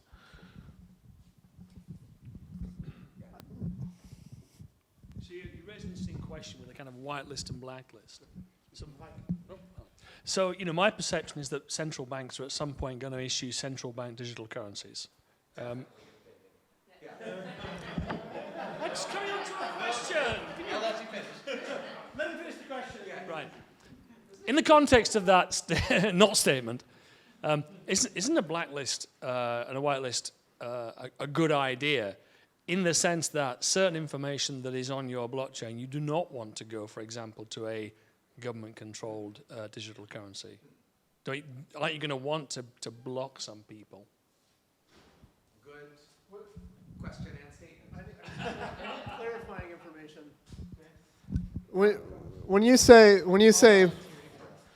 you say sharing information, like blacklisted or whitelisted information, when you say that, I'm trying to think of an example. Like, in what case would you not want to share something with like a state-funded or state-owned cryptocurrency or platform? Are you talking about like funds? Are you talking about, user data?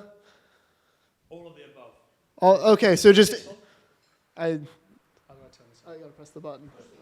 Sorry. All of the above. My view of central bank digital currencies is that they're going to come for two reasons that we don't like. One is the tax service, and the second is just general surveillance of what you're doing with your money. That being the case, shouldn't it be that if we really believe in decentralized finance, there needs to be a blacklist?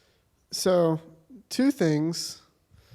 One, I don't think the central banks have a use case right now, primarily because all the blockchains people use for payments are public. Ethereum, Bitcoin are public, and they already use those blockchains to de-anonymize and find people, and as they just did with, I think, a drug market or a child porn ring, or one of the two, or both even. And things like Zcash and Monero are great, but the majority of users that are using those are very little, especially in the case of Zcash. Like, nobody's actually paying in Zcash. If you just watch what the Chinese authorities are saying about what they want to do with digital currencies, they're absolutely serious about introducing them, and it's completely consistent with their view of democracy. Right, and but how they run their society. And when you say blacklist, are you saying I want, like, my application, I don't want to work with that state blockchain, right? I think ultimately, if you believe in decentralized finance to give you a certain amount of kind of freedom and liberty, then you are, if you have a parallel financial system and you don't want your information to be shared with the central government, then QED, you've got to have a blacklist. Okay, yeah, and it's my opinion. I don't think we should have blacklists on any application. I mean, if somebody wants to pay somebody who's really shitty, it kind of sucks, but if you want a fungible currency, that's what it has to take, because cash is used for a lot of shitty stuff. Was that a question? No, I have a very small comment that shouldn't be enough to get me. It's an opinion. Just give it to us. I'll wait and hear it. So it's just that because two blockchains are connected doesn't mean everything on one side is shuffling over to the other side, right? That's the low level, because we're both on the internet doesn't mean I sent all my data over there. So just as a technical measure, connecting blockchains is independent of whether or not all of the data is shared, all my shielded transactions are somehow magically visible on the other side, or any of that sort of thing. So it's not a black and white issue, as it were.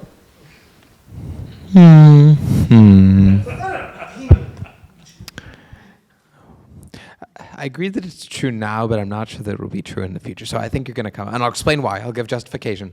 My justification is this. On the internet, it was at one point true that most people loading a website wouldn't transmit much extra data other than what website they wanted to access. But that's no longer the case. Now, unless you are a very well-informed user using a complicated menagerie of ad blockers, when you access a website, a lot of other data will get transmitted to the server that has nothing to do with what you're doing, is not necessary, and oftentimes you don't even know about. Do we face the same kind of data leakage risk with blockchains, which have lots of valuable data on them? Come up. Before I get up, because I believe you're taking my spot now, in terms of that, I think we're going to fall to the same things we already currently do. While everybody's running, while most individuals will say that they're running towards blockchain for privacy or for financial gain, had to cover both. In the end of the day, with a messaging protocol like this, we might still end up relying on off-chain, secure encryption, signature validation, et cetera, to protect against those situations. Because remember, I just heard about the specification from the presentation given. If we have specific message types with specific data structures that everybody can understand, then yeah, in theory, I can scan the entire chain, will take forever, find these small clients, and then read the message and have that data collect. However, if we rely on current mechanisms that already exist in the world to protect those messages and data sets, then it doesn't matter if they have the data. They're in the same situation now as they're eavesdropping on my XYZ encrypted, super secure, whatever, right? I didn't want to say a lot of acronyms, guys. Anyways, here you go.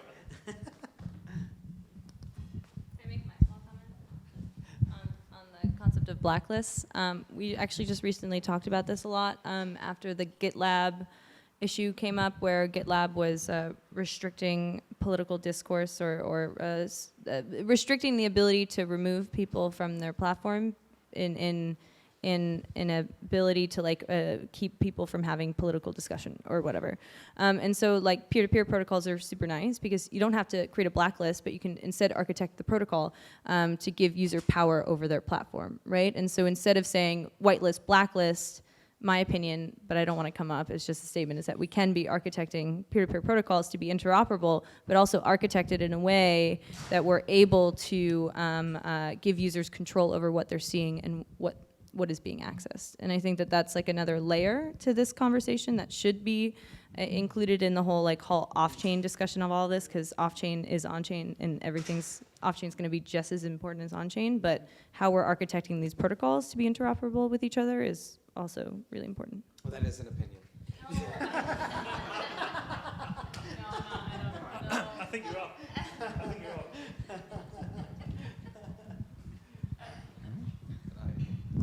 I can respond to the opinion.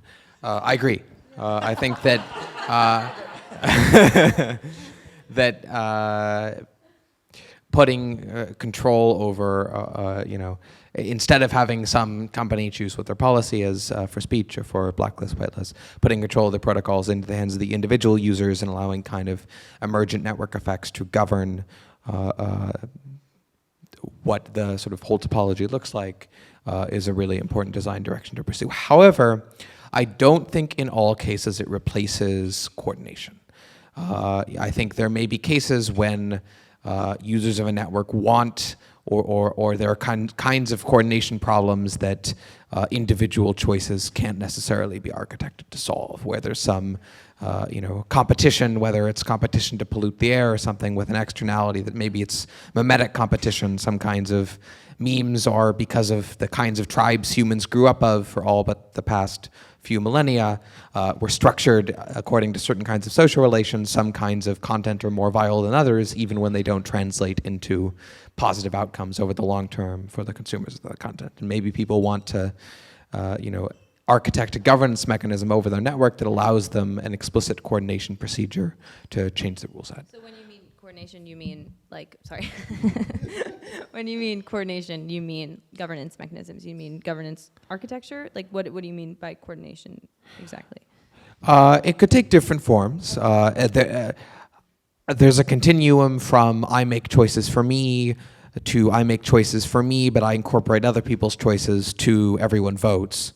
And I think everyone votes rarely makes sense. Maybe there are occasions when it makes sense, but there are some times when I might want to say, like for example, maybe I don't want to see content. I only want to see content which has some authenticity alongside it.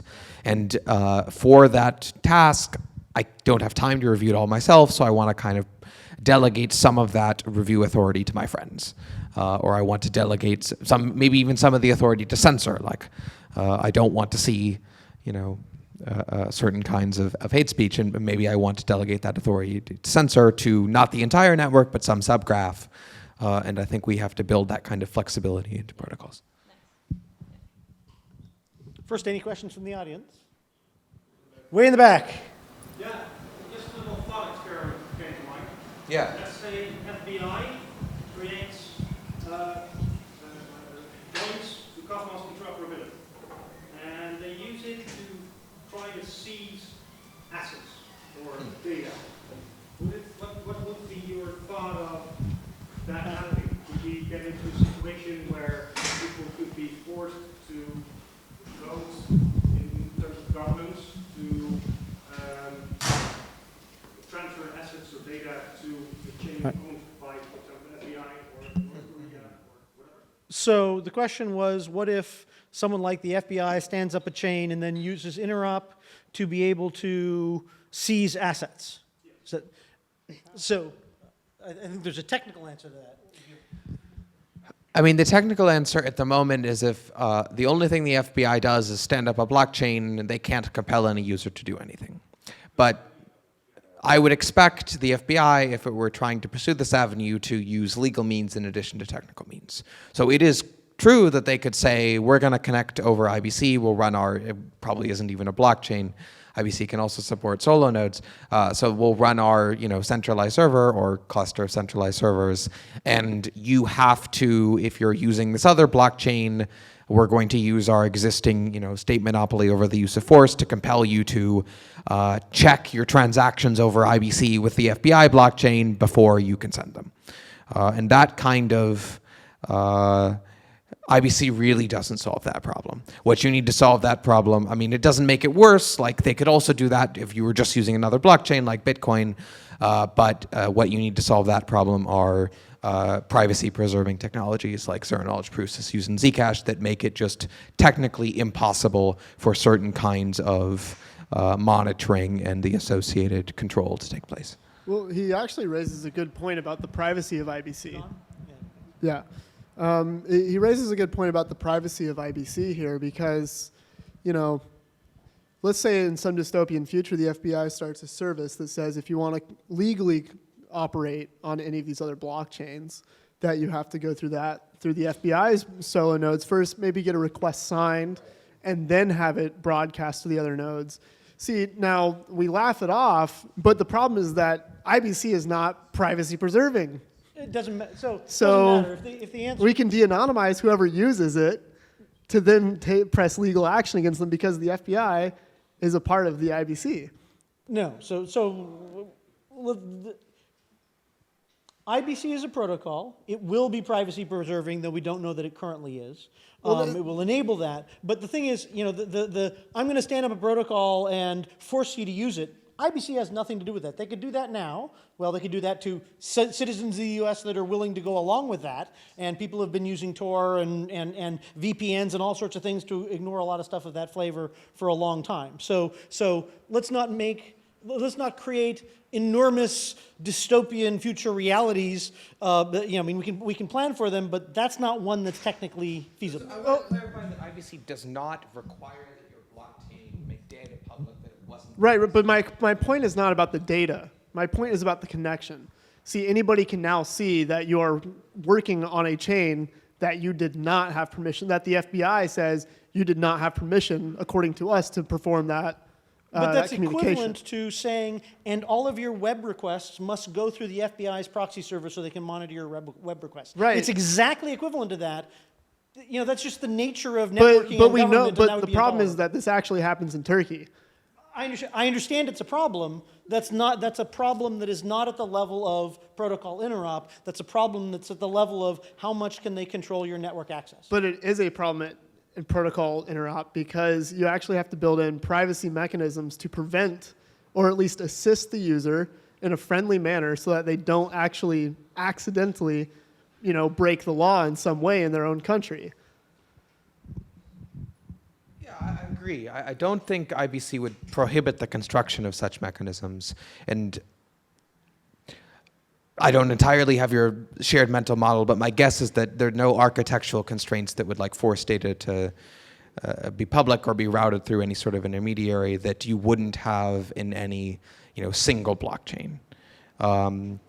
For example, you could run a kind of a zero cache shielded pool on 2 blockchains and send over IBC updated commitments and updated nullifiers and never transmit any data that wasn't public in the first place. So all of the user data is still not on the blockchains at all.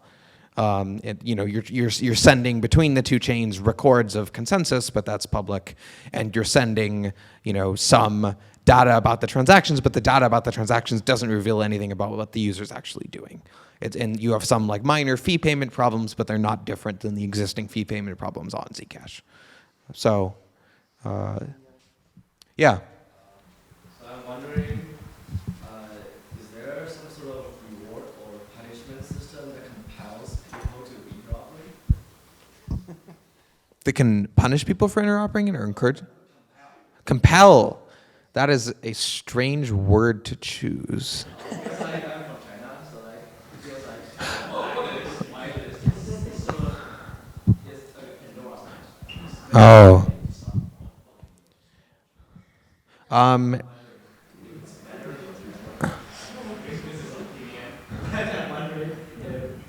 It's not there if you compel people to have to share. That is an opinion and an interesting one. Come up.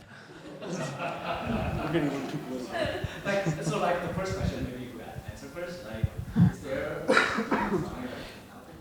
Is there a way to compel people?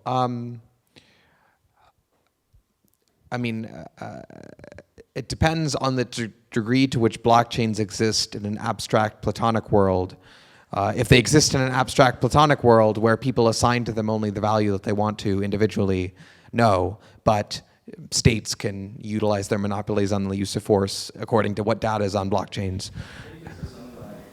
If you ever join this network, you have to put up some sort of stake. And if you ever block any of us in the network, even transitively, maybe Some of that you could build into protocols. Some of that would be hard to build into protocols, or generally it would be possible to construct protocols which preserve privacy in ways such that it couldn't be built. There are lots of cases when you could bribe someone over IBC, and they're all very interesting. It will lead to lots of existential questions for proof-of-stake protocols, I expect, when cross-chain bribery is really easy to do. But that would happen anyway.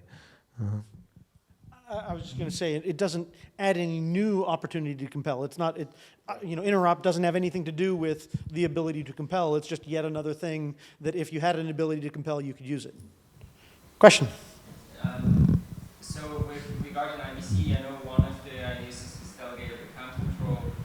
Do you think that's a simple idea that once we have IBC kind of launch, this would follow shortly after token transfer, or is this something that you think will end up being substantially more involved? I'd like you to answer that, but as part of your answer, could you explain the account control, because it's the first external standard proposal.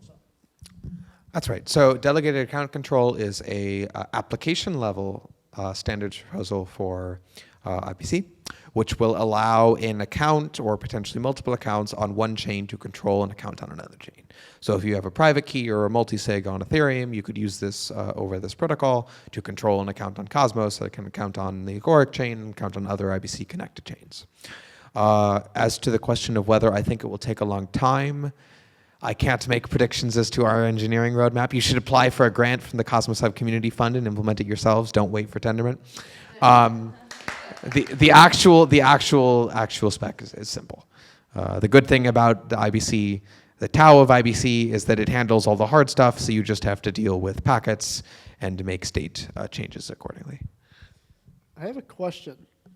Can I ask a question? Let me add one small response first on that particular thing, which is, the other thing is that standard, that proposal, everyone was very excited about it. You know, the team that produced that, it was an external team that came along and just had an idea, and it's a great idea, and their spec is awesome, and we're very excited about it. So.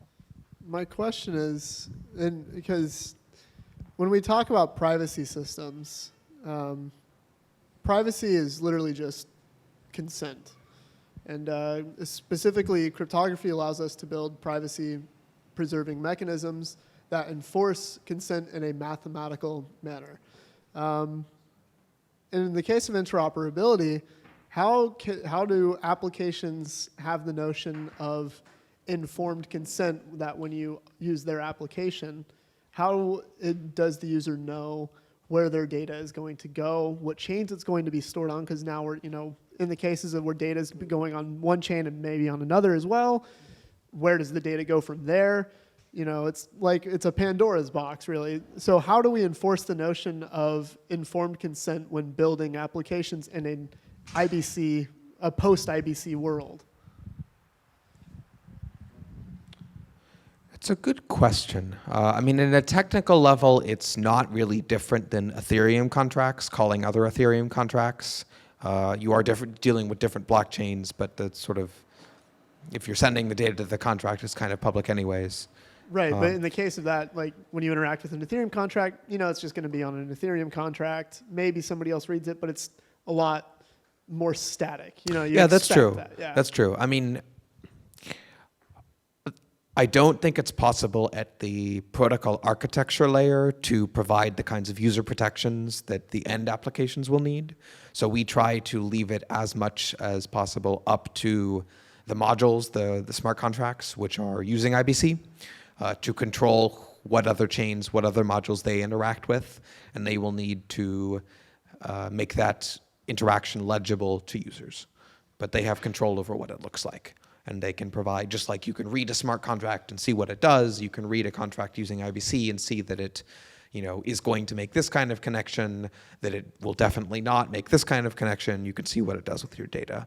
Now, the problem is more complex. You have to reason about contracts on multiple chains if data is going through a complicated path. And that poses a real challenge. I mean, right now, in terms of, it is absolutely impossible to figure out where your data is going if you use a web service because of maybe it's the combination of network incentives and failed legislation, but it's a problem we have to think about. I don't think it's solved. I think I could solve that. Okay. Oh, Jesus. Okay. Like the idea is that very similar to phone operating systems where you have permissions.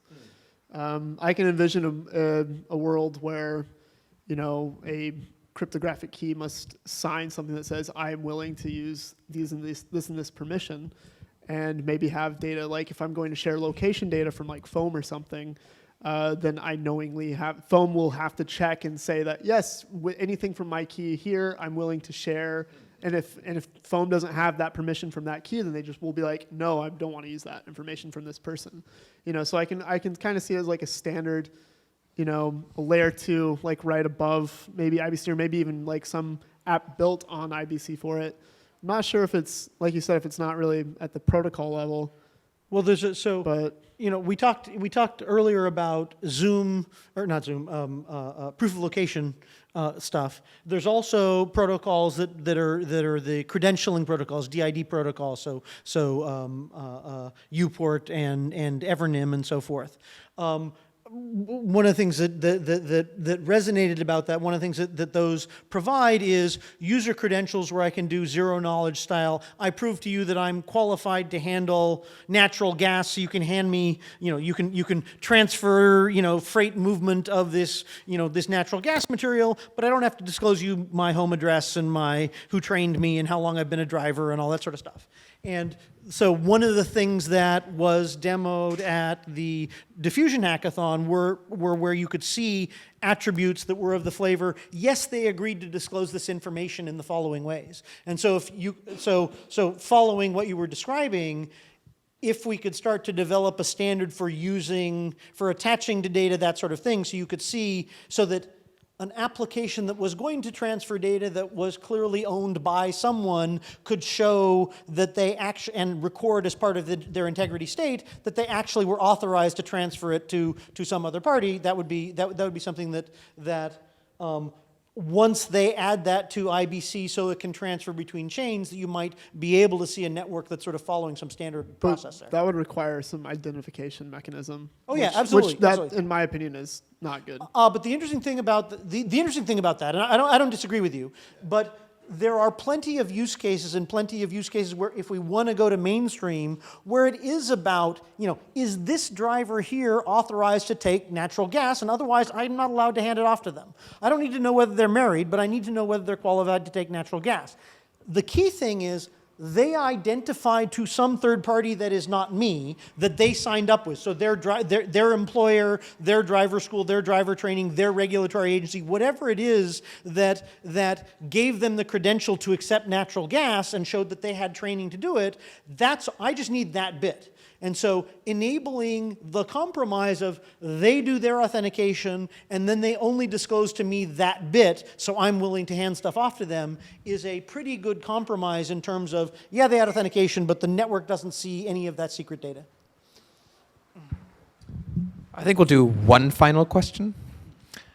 Who wants to ask the final question? I have a question. Or an opinion. It's now a risk-free opinion round. No. Oh, one more. It's more so, from what you see, what does the spec currently really need? I'm going to be done by the time you're here.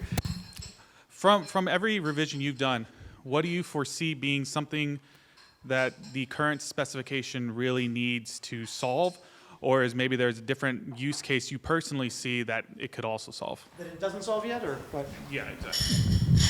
Or they need help. It's more of a, what's it called? What doesn't the current spec solve? Well, if I knew the answer to that question, I would have changed the spec.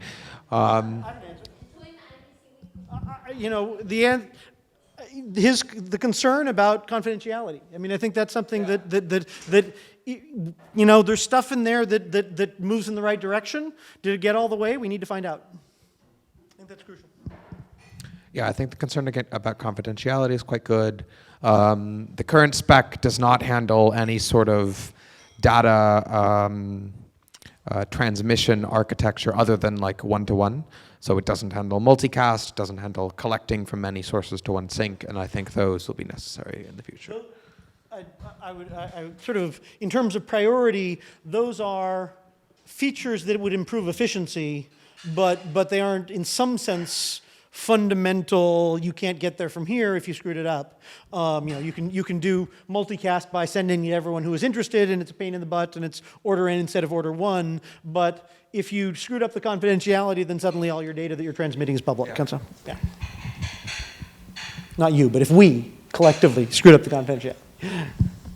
So participate in the protocol That's design. right. Thank you. Yes. So come make sure we did everything you needed. Thank you, everybody, for coming. Thank you for your questions and time. And thank you for your opinions.